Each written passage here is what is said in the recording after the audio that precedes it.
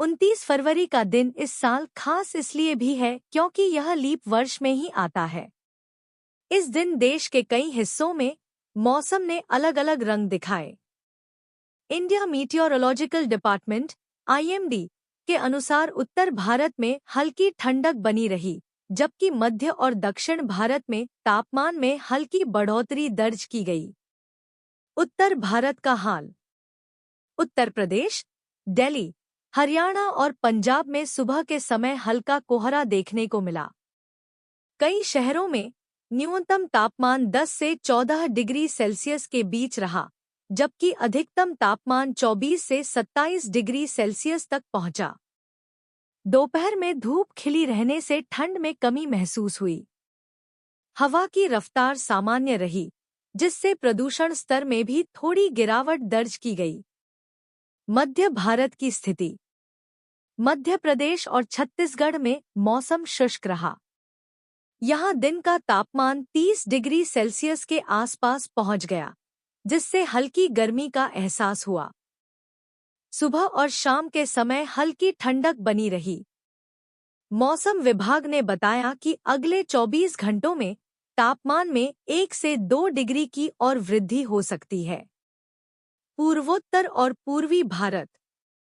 Waste Bengal और असम के कुछ हिस्सों में हल्की बारिश दर्ज की गई। बादलों की आवाजाही के कारण दिन भर मौसम सुहावना रहा।